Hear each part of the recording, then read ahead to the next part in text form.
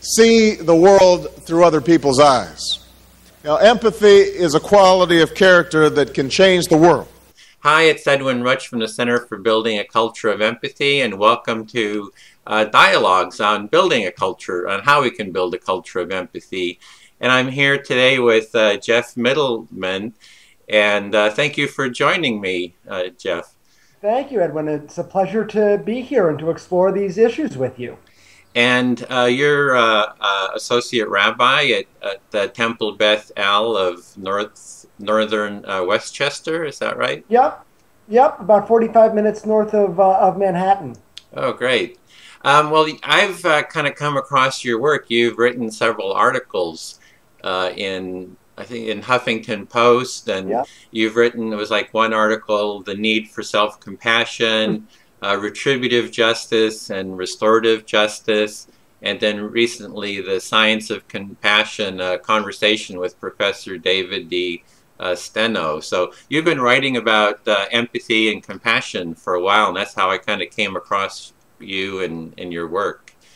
And actually, it was through your organization when we spoke over the summer, where you listed a variety of different scientists and experts, and actually it was through that list that I was able to connect with Professor Steno, who spoke at our congregation on Sunday. Oh, how did that go? It was really terrific. He did a very, very interesting presentation about the causes of compassion and the consequences of compassion.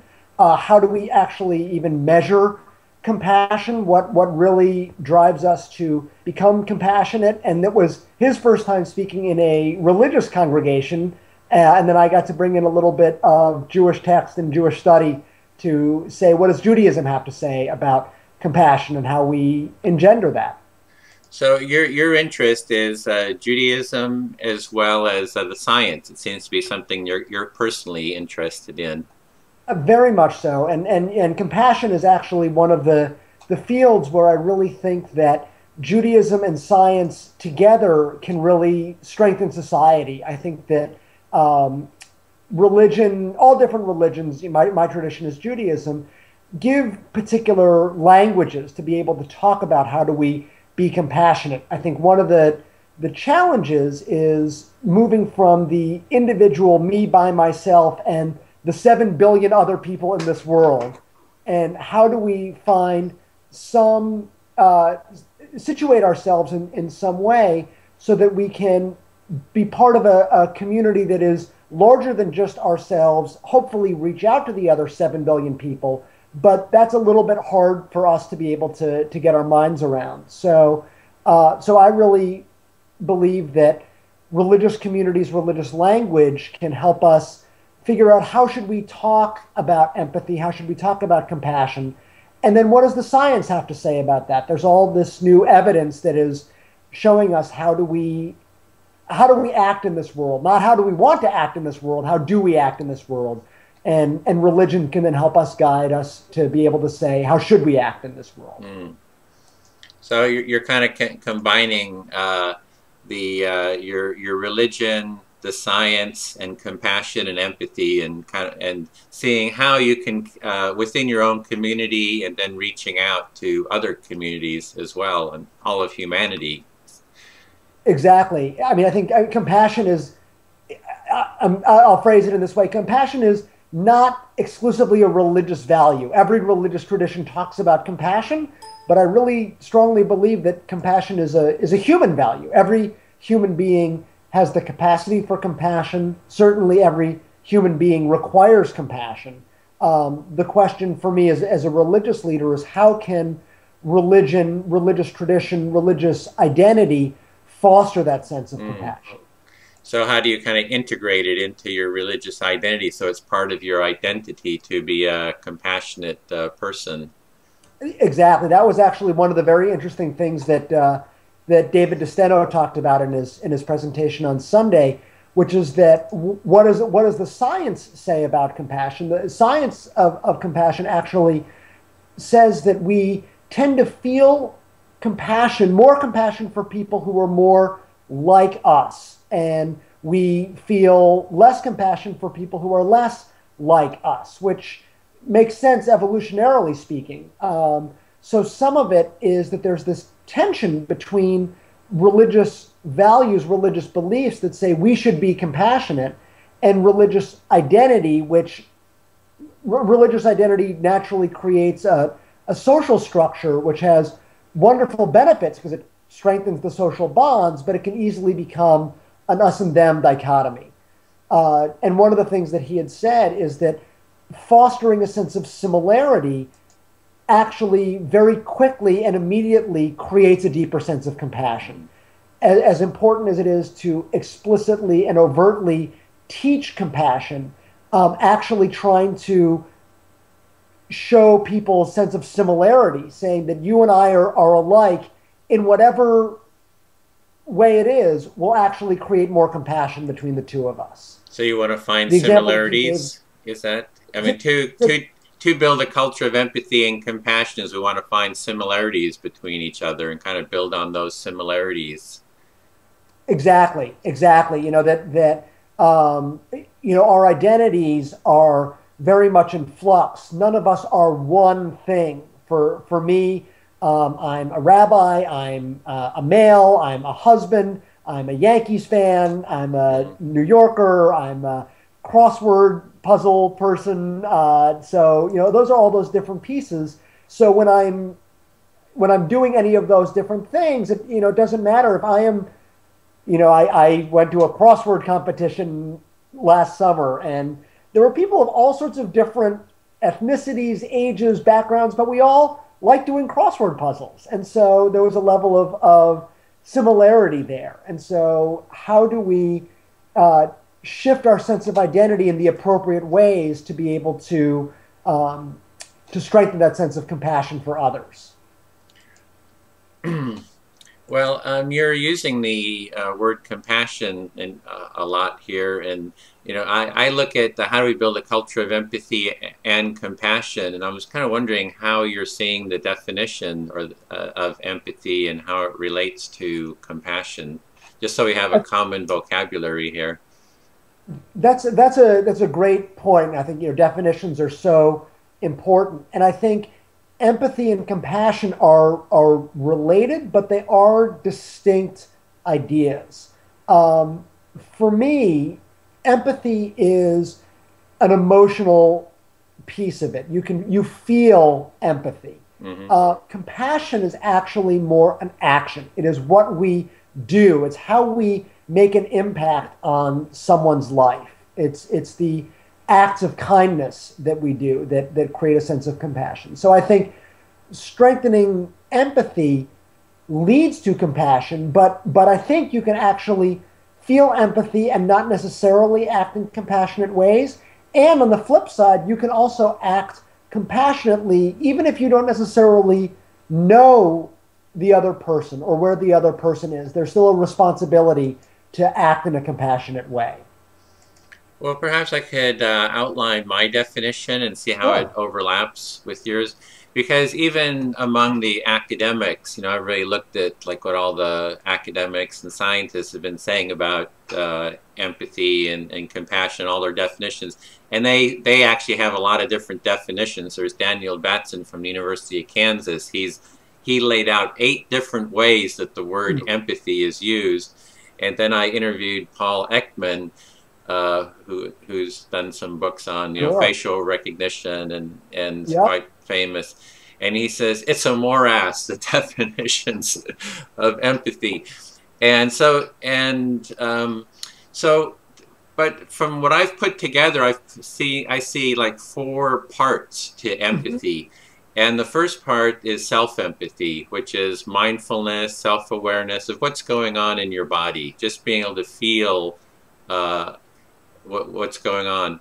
And then as we're kind of more calm, less fear, you know, our fear kind of constricts our you know, kind of what our awareness is on. As we open up, we're kind of opening to mirrored empathy. So as you're kind of shaking your head, you know, I'm feeling that acknowledgement. You know, what if I was doing that? What would, you know, I be feeling?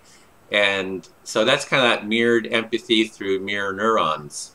Sure. And I call it just mirrored empathy. The academics call it emotional contagion or emotional empathy. And Yep. I think that's kind of what you were referring to when you were saying kind of emotional empathy.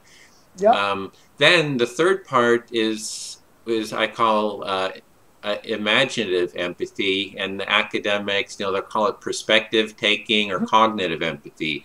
It's that as we have a sense of self-identity, that I am a separate human being, have self-awareness, that we can kind of shift to take someone else's perspective. Just like an actor says, okay, this is a person, they've lost all their money, they're living on the street. What would I be like in their situation? They can act out, that role. And and then, so that's the kind of perspective taking, like I said, imaginative empathy. And then the fourth part is empathic action, which is as we connect, I see how my actions are affecting you, emotionally, that you kind of like naturally, if you really connect deeply with something, it's almost like this impetus that you want to work together with that person in a sort of a harmonious way, and I've really seen that in, in mediation, like you're talking about restorative justice. I don't know if you've done restorative justice, actually done some in your work. But you know how when the disputants come together and then at the end they have a process where they kind of work together to create a new program of what they're going to do together? That's kind of the empathic action part. So that model is empathy applied to all experience. And then the compassion part is that applied to seeing someone suffering. So if I see you, right now, if I look at you, I don't see you suffering, so I don't have like compassion. But if I suddenly, you tell me, oh, somebody in my family just died and I'm really hurting. And then it's like how I interact empathically with your suffering, then it kind of becomes, that slice is compassion. So that's the basic model I'm kind of using, right? That works. I like that very much, and actually you've sparked a thought for me when you were talking about feeling compassion, that it's when you see someone suffering, and there's an idea in Judaism, and actually the rabbis even say that this is one of the three things that the world stands on. They say the world stands on Torah, on learning, on avodah, which is prayer or service, and the third is what they call gimilut chasadim, which literally, or as close as it can be translated, as acts of loving kindness. The root there is chesed, which is some sort of combination of grace and love and kindness and caring for others in this kind of way. And the rabbis actually say that acts of gimilut chasadim, acts of loving kindness, are greater than acts of charity in three ways. And they said one is that whereas charity, the Hebrew is tzedakah, charity can be done only with your money. Acts of loving kindness can be done with your money or with your time or with your heart or any number of ways to be able to care for others. They say tzedakah, charity, can be done only for the poor, whereas acts of loving kindness can be done for the rich and for the poor. And tzedakah, charity, can be given only to those who are still living, whereas acts of loving kindness can be done for those who are both living and to those who have died. There's an idea that you do acts of loving kindness when you bury them. And so when you're talking about compassion, I'm wondering where's the connection between compassion and acts of loving kindness? And if compassion is part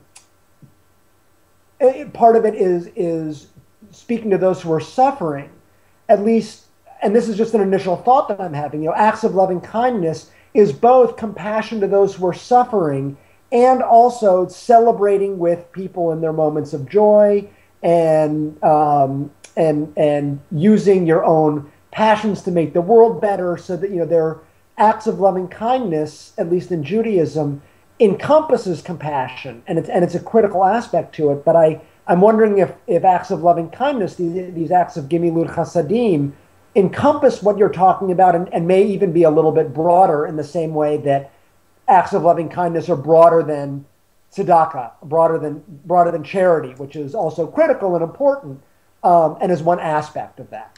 Well, I would maybe differentiate two parts there. One is the charity part is maybe out of sympathy, right? Mm-hmm. If I see you suffering and I say, oh, poor Jeff, it's like, I kind of look down at you and I feel sympathy for you, kind of the sense of sorrow, that I'm not really feeling what it is. I'm not really experiencing, the pain and suffering that you're feeling. So it's like, it's kind of a looking down, a detachment. It's really about me. It's like what's going on for me, and I'll give you a little something for you, kind of. So that's kind of like the sympathy part.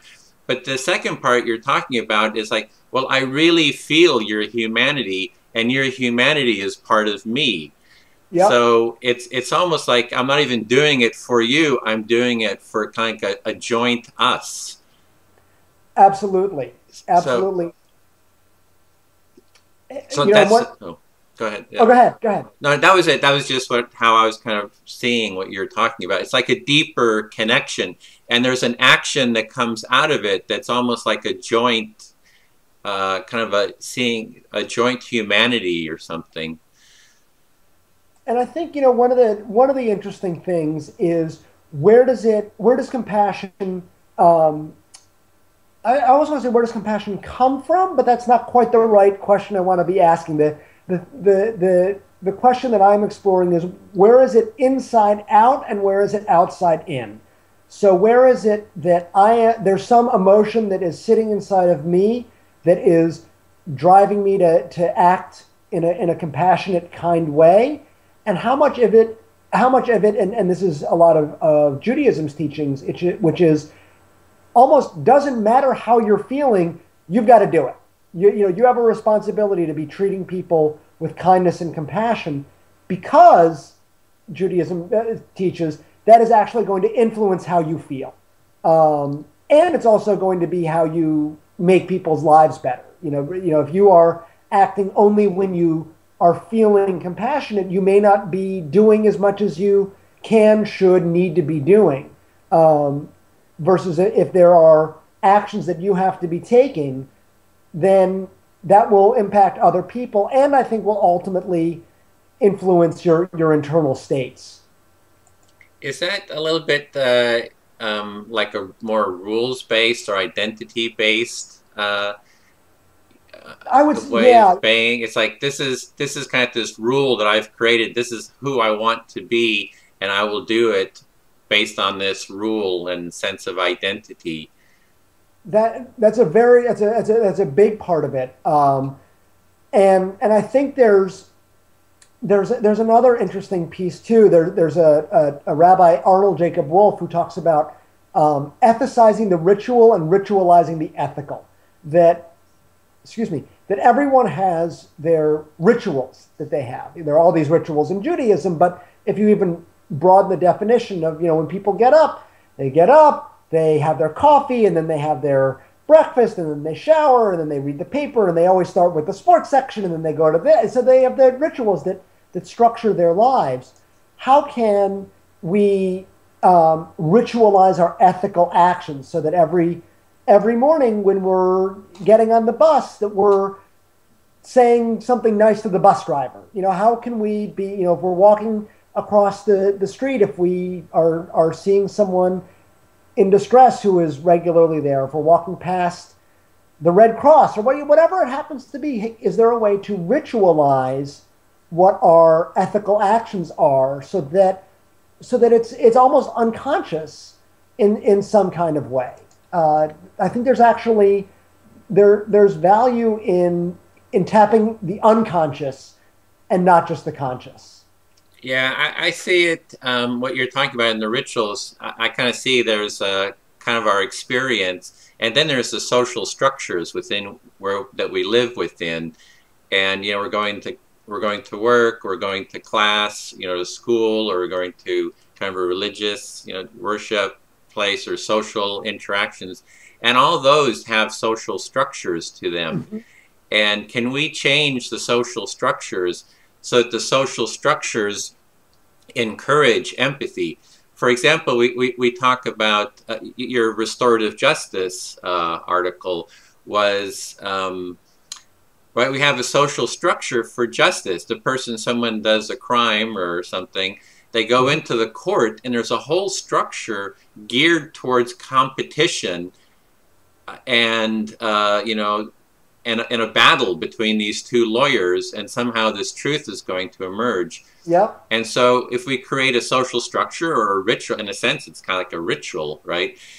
And if we create rituals that foster empathy and compassion from the ground up, that the base, just by following the structure, empathy and compassion are promoted.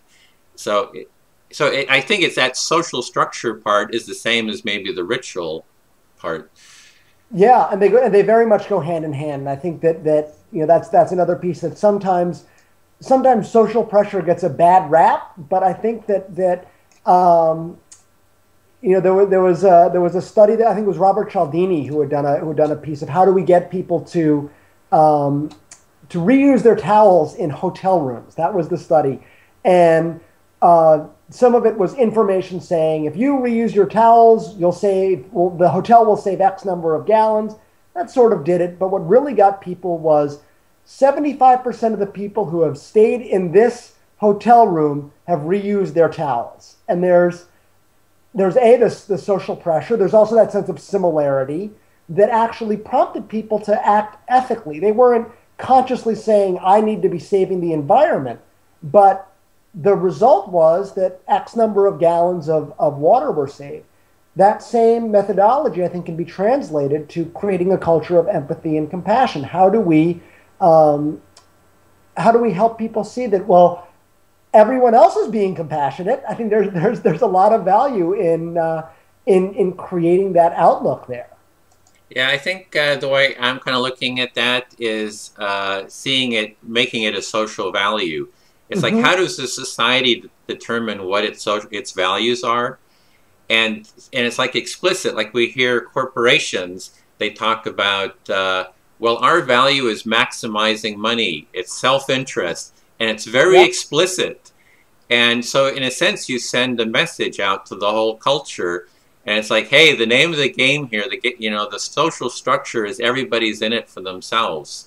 Yep. So it's like, it's kind of like, how do we turn that around and say the social structure here, folks, is empathy and compassion. And we're kind of embodying, and that we have the society saying it. And I think that's a little bit overlaps with what you're saying. Absolutely. Absolutely. Yeah. So, well, that kind of comes into the overall picture then. How do we build a culture of empathy and compassion? We kind of went into the definition a little bit. And one thing I like to do is explore metaphor. Often empathy is seen as standing in someone else's shoes, looking through someone else's eyes. And I'm wondering if you have a metaphor of your own for what empathy and compassion are. I mean, just kind of from your own creative. Yeah. Well, I'm going to use, because I'm a rabbi, I'm going to use Jewish language here, because I think that's an appropriate thing for a rabbi to do. Compassion is treating every person as if they were created in the image of God. That there's a discussion in rabbinic literature of what's the most important value in the Torah. These two rabbis are talking about what's the most, and one said essentially the golden rule. They phrased it as actually what's hateful to you, don't do to another. Actually, he said love your neighbor as yourself was what one rabbi said. That was a different discussion of that. One rabbi said love your neighbor as yourself, and the other said no. Actually, the most important verse in the Torah is in the image of God did God create humanity, and And I actually agree with that statement, because as wonderful as love your neighbor as yourself is, and you talked about this too, that's going to be very contingent on how much you love yourself. And if you don't love yourself, you're not going to be able to love your neighbor. But if you realize that you yourself are created in the image of God, and every other person is created in the image of God, that requires us to act in certain ways. And its base, it's treating people with dignity and respect and compassion. So for me, a definition of compassion is treating individuals with the respect that comes out of the fact that they are created in the image of God. So that was your metaphor for compassion. Is it the same for empathy? Would you use the same, or is that a little bit differently? I would probably use something a little bit different. I have to think about that a little bit more on that. That's what the metaphor would be for empathy. I think that it's being able to take someone else's perspective, to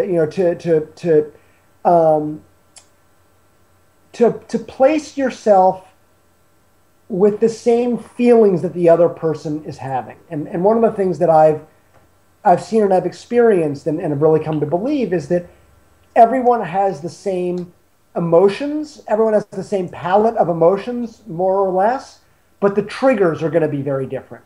So what might make you angry is going to be something different than what's going to make me angry. But we both have very similar experiences of what anger feels like, similar with joy and fear and hope and all those different pieces. So empathy is both trying to identify what is this other person feeling, and trying to figure out, okay, what has triggered that? What's their particular trigger that is causing them to feel this particular way? Well, that sounds a little bit more like a description and analysis, maybe, not so much a metaphor. Like a metaphor is more like an image. I can tell you my metaphor, empathy is like a cornucopia.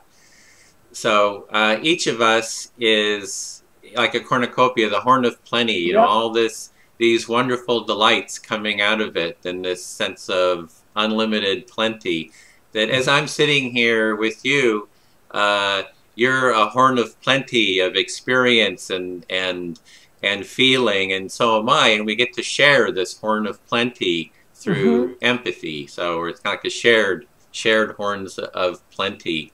Empathy is like a shared horns of plenty. It's a nice metaphor. So, and for me, the opposite of empathy is like a desert, which would be kind of monotone, dry, and lonely. You know, just like nobody out there. Yeah, and I think I was thinking about this question of what would be the opposite of empathy here. For me, I think a part of it would be the word that I keep coming back to is blindness, and sometimes maybe even intentional blindness at times, but certainly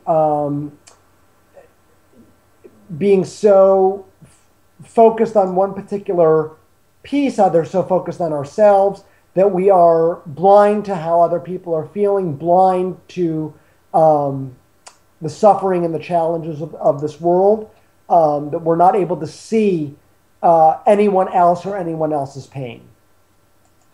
So that's the opposite of empathy and compassion, is kind of blindness, just almost self-inflicted blindness where you just don't see.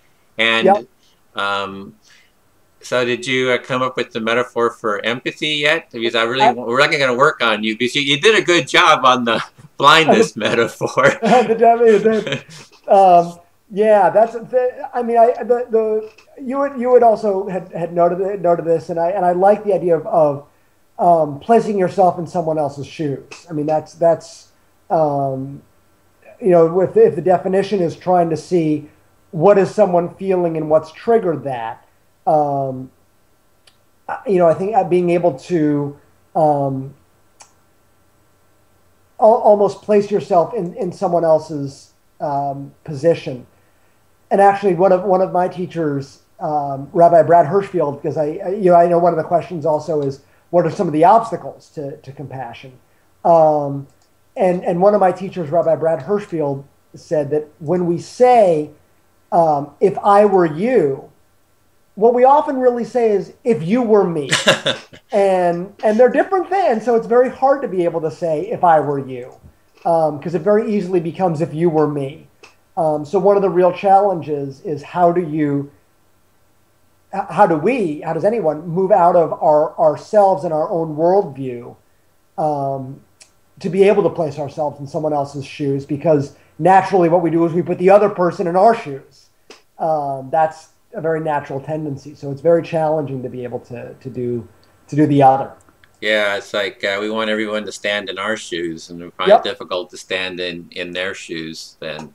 So you're going to go with the standard metaphor for empathy, standing in someone else's shoes. I came up with the definition. The metaphor I wasn't able to come up with quite as quickly. Well, sometimes it's like if you think of empathy as an animal or a type of land, that can kind of help. If empathy was an animal, what would it be like? Empathy was an animal. Wow, I have to think about that.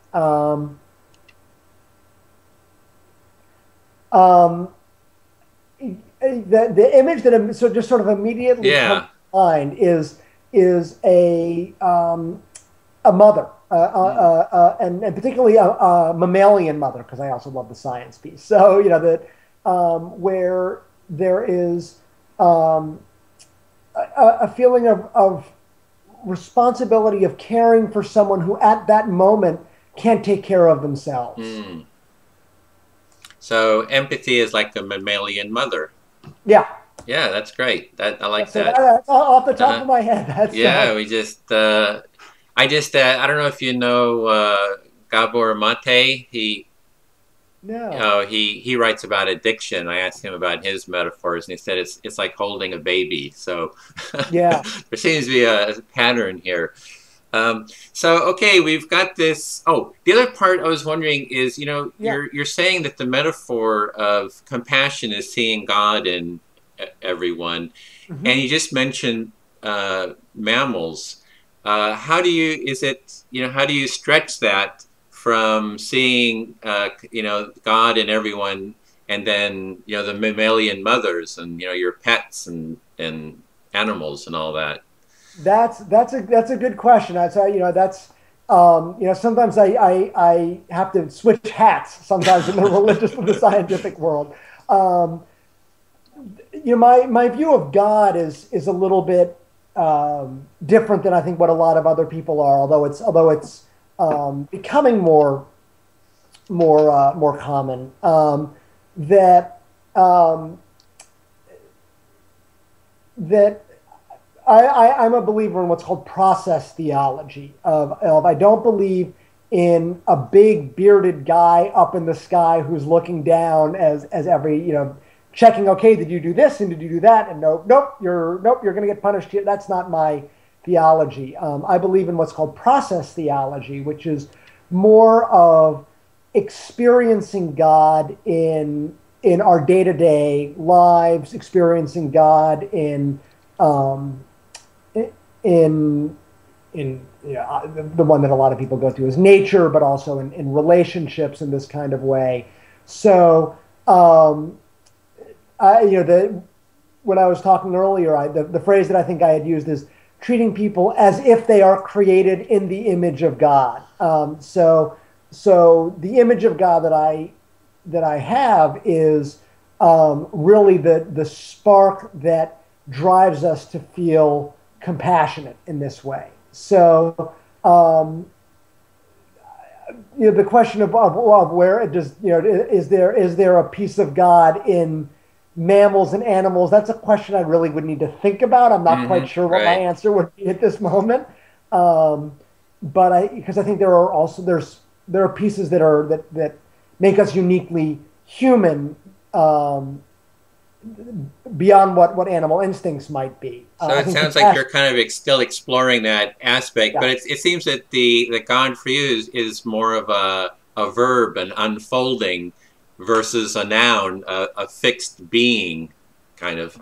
I use that word a lot. Is using the word God as a verb, that we need to be Godding more. That's and for me, a lot of that is how do we bring more of God into this world? For some people, that's, how do we bring more of the divine into the world? Sometimes, how do we bring more sacredness to this world?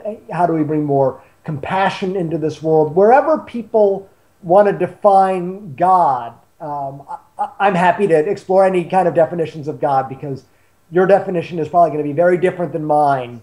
But it's how do we bring more good stuff into this world? So that would be as best my definition as I can give right here. And so it's we've got the metaphor of the mammalian mother nursing the baby, and that's like, if we want to create a culture of empathy, we need to create more of that state of being in the world. And yes. I'd sent a couple of questions. I mean, I asked you about what are your 3 or 4 points for how to do that. Then the first one here you said is to find specific language and cultural norms to talk about compassion, empathy in particular ways. So yep. We sort of talked about that, but do you want to go into that more? Yeah, I mean, we had spoken about this a little bit here, which is that I think as human beings we can't live in isolation, and we also can't be thinking about 7 billion people. Our minds just can't do that. So we need to be able to have shared language, and we talked about this of social grouping. I think that there's social pressure sometimes can be very valuable to reinforce cultural norms. So when I am teaching, especially teaching our kids in our religious school, you can't just say, okay, be a nice person.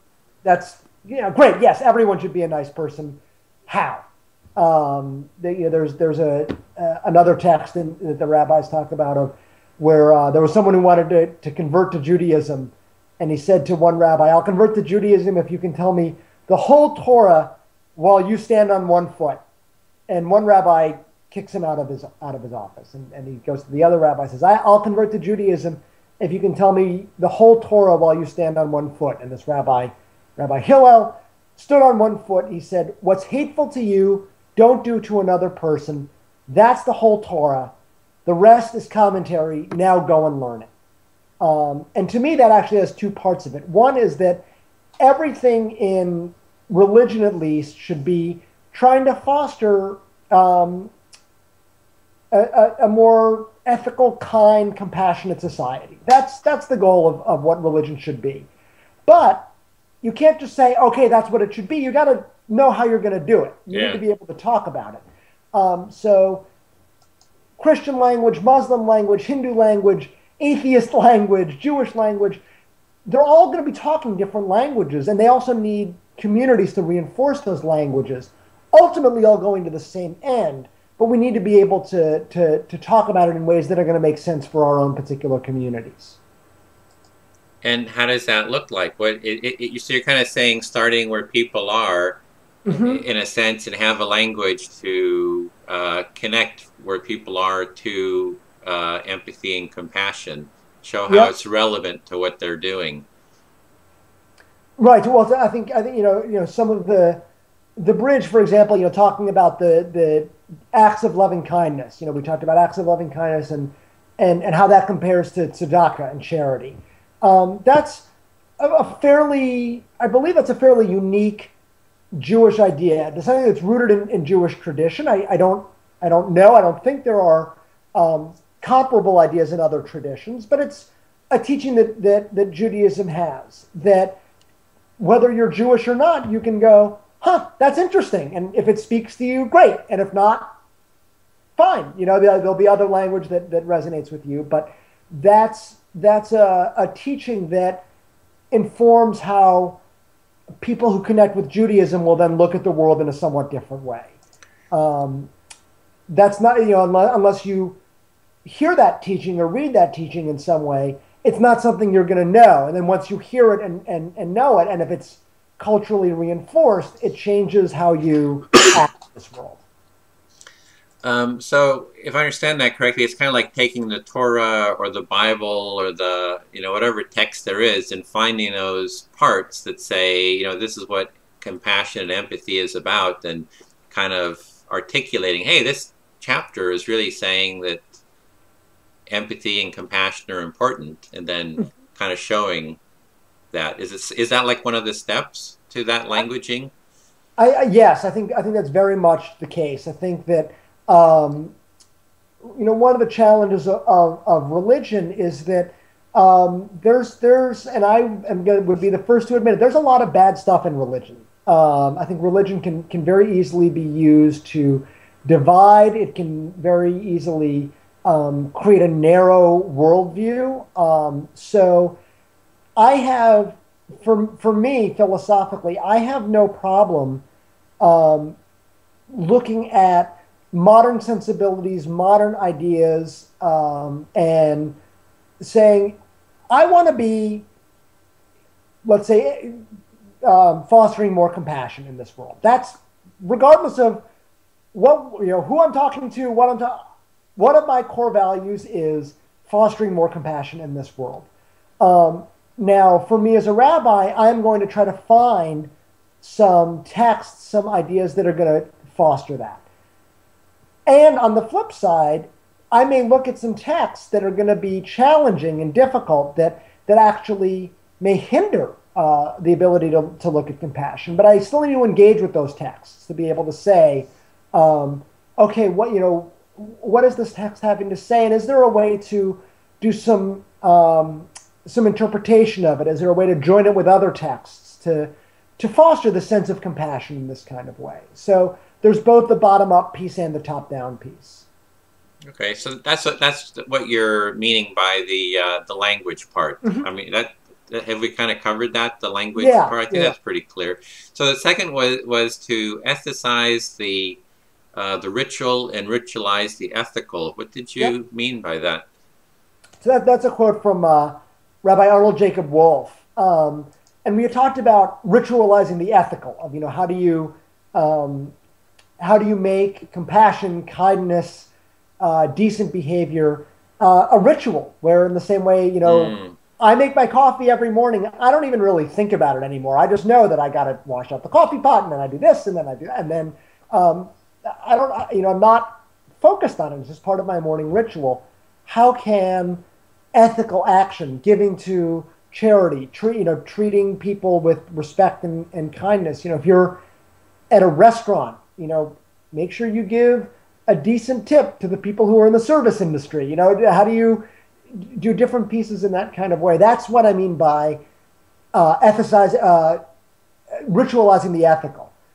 What I mean by ethicizing the ritual, Judaism has any number of rituals. I also think there are human rituals, but I'm going to focus on Jewish rituals of lighting Shabbat candles, or observing Passover, or observing holidays in different ways. How can we add ethical components to Jewish ritual? So I'll give an example here that our congregation had done. There is a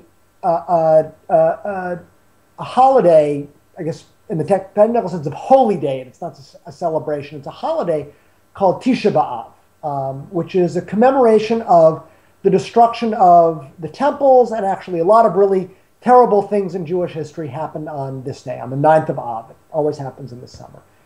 And there's a text in the tradition that says that the temple was destroyed because of baseless hatred. So there's someone who said, well, wait a second, if the temple was destroyed because of baseless hatred, maybe what we need to do is create baseless love. Random acts of kindness in this kind of way. Traditionally, Tisha B'Av, this day of memory, it's a very sad day. It's you're supposed to fast. There are all sorts of different things that you're supposed to do. Our congregation decided that on Tisha B'Av we were going to do a midnight run because we felt that if the temple was destroyed because of baseless hatred, we have a responsibility to be doing acts of baseless love. And so on Tisha B'Av, we went down into Manhattan and made sandwiches and delivered clothing to homeless people in New York City. The Midnight Run is an organization where people know where to be, and the vans come each night, and they find out that they need clothes, hats, clean shirts, food, water, whatever it is. So our congregation said, you know what, this is a way we can ethicize the ritual. This is a ritual of observing Tisha B'Av. Let's add an ethical component to it. Yeah, that got me thinking about a lot of that's interesting. Hadn't thought of the rituals so much.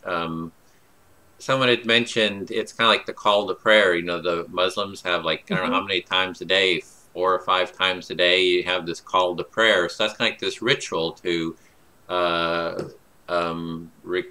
remember, you know, God and so forth. So if we created a ritual for empathy, I mean, just kind of creatively here, what would a ritual be like? Well, how would you kind of structure it? It would be like self-empathy, mirrored empathy, you know, perspective taking and action. You know what I mean? It's like to create a little ritual.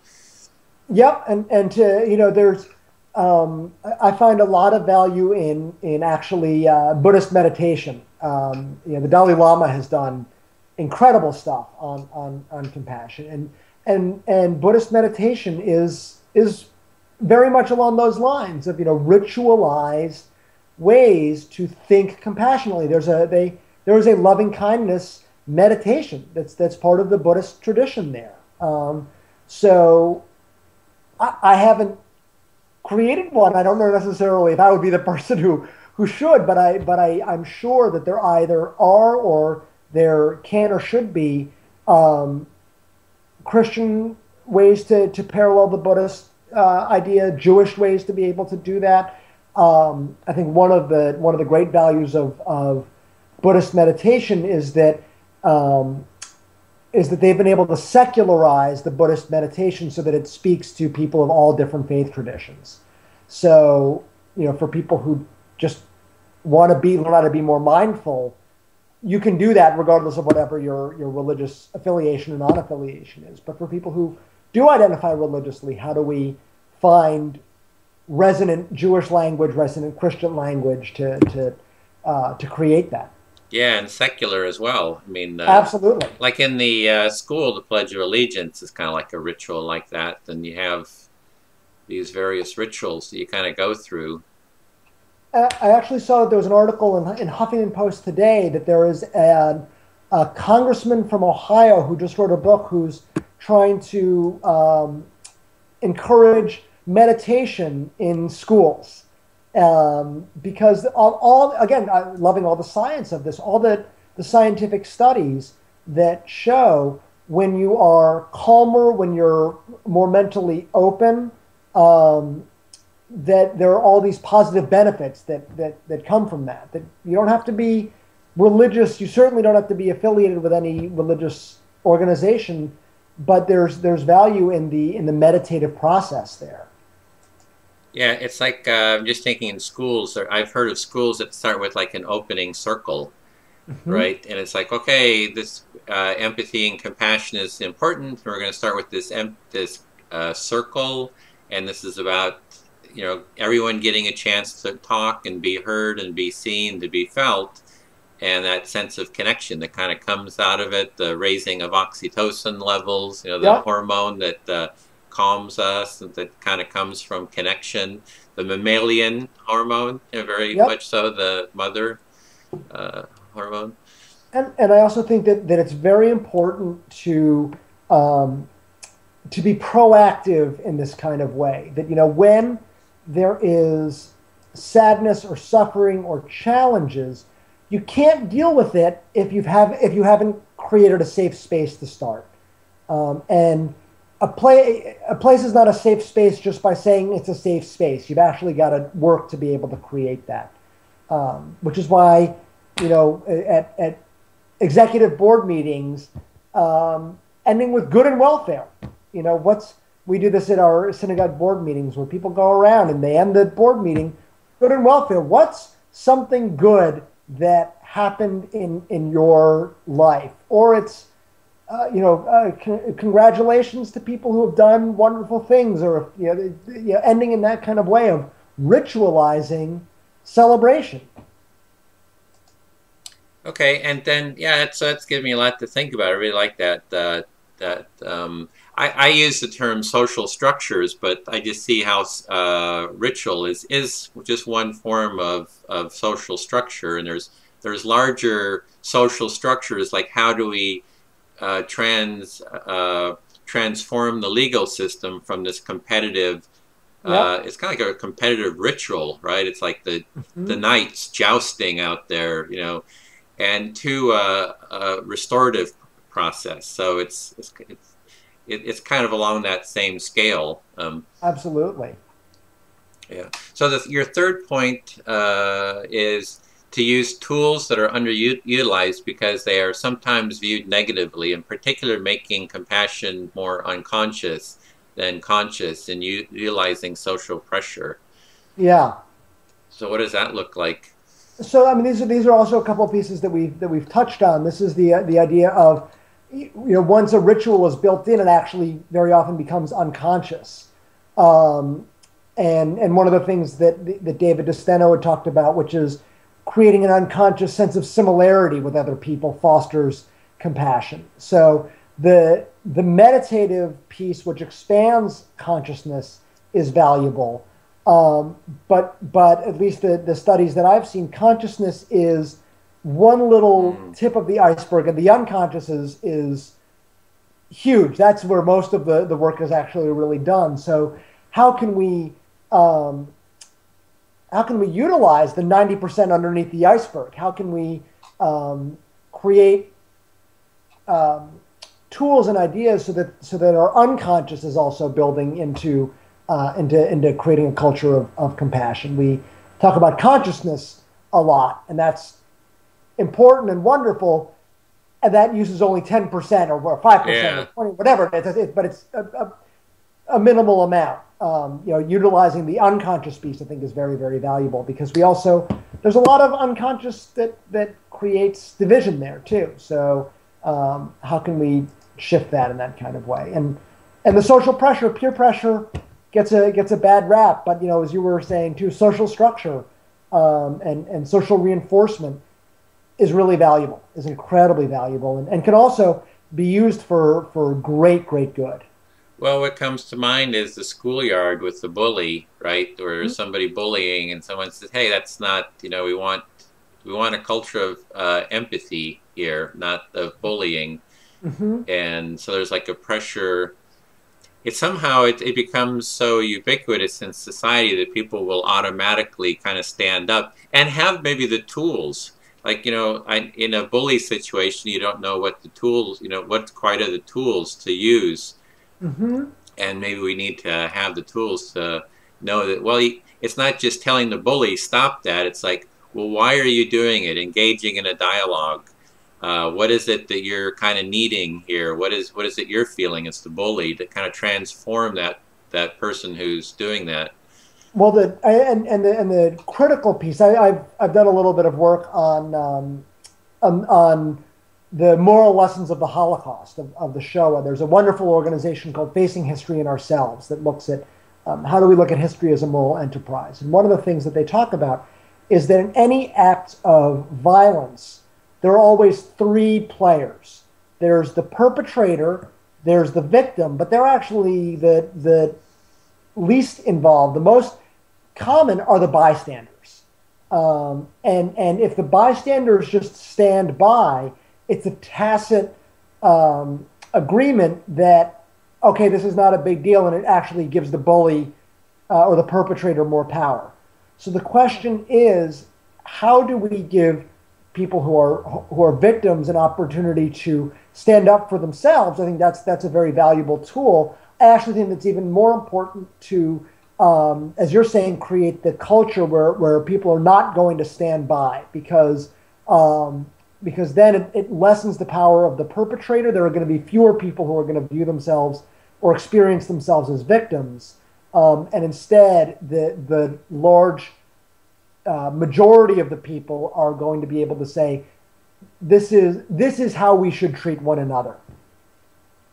Yeah, it's. I just think in terms of the bully situation, that what I'm working on is how do we build a culture of empathy and to raise empathy as a cultural value, so that in the schoolyard, that it's you see something like that happen and you can reference in your mind, this culture is about empathy. You know, it's like this is a social value. And you have something to stand on. You feel like you have cultural support for that. And if we hear corporations say corporations are only for self-interest, and so that these kind of messages get out at the cultural level, and nobody kind of responds or challenges that and says, no, it's not. It's really about creating a culture of empathy and compassion. And that even corporations need to be thinking in terms of how to create a culture of empathy and compassion. Because if you're in a schoolyard, you see the bully, it's all about being in it for yourself. You say, well, I hear this from the media, from family, you know, from the work environment, that these are the rules here that we're living under. So it seems, yeah, that's why I keep saying, you know, we have to raise the value very consciously that this is it and speak about it. So I think that's what we're doing here in this dialogue. And when I ask people, you know, how do we create a culture of empathy and compassion? One of the ideas was start talking about it, bring it up in conversation. And that's kind of what these dialogues are about. So I really appreciate you and you're bringing it up too in your Huffington Post, your articles, you're bringing it up, you're talking about it. You're kind of getting out of that sense of, you know, blindness and kind of moving, kind of starting to open the doors to that other world that you described as the mammalian mother, the nurturing and the seeing God in everyone's eyes or face.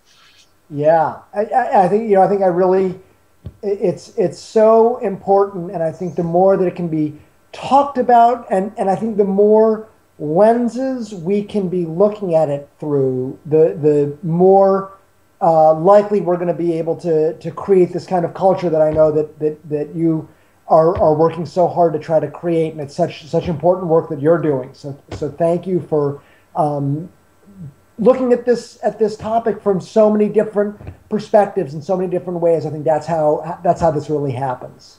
Well, I hope we can continue in these dialogues. You know, have future dialogues. I mean, we could even go into each of your articles, kind of go in more into depth, you know, self-compassion, restorative justice, and the science. There's so much that we just kind of scratched the surface. And if you'd like to do some panel discussions as well, we can get a couple others and kind of explore these and kind of keep this dialogue going and kind of bring it up to the more social awareness. Would love to be able to do that. I would be honored to be part of this discussion. Oh, great. So, well, I really appreciate it. We're so grateful for you reaching out earlier and, you know, for doing your articles. And we've gone for about an hour, so I don't want to keep you. I know you probably might have other things. I can talk for hours. It's such a great topic. So. Yeah. Well, thank you so much, Edwin, and we will have more discussions, many more discussions, I'm sure. Okay, then have a good rest of the day, and be contacting you via email. We can line something up for later. That would be excellent. Okay, take care. Thanks so much. Thank you. It's a real delight. See the world through other people's eyes. Now, empathy is a quality of character that can change the world.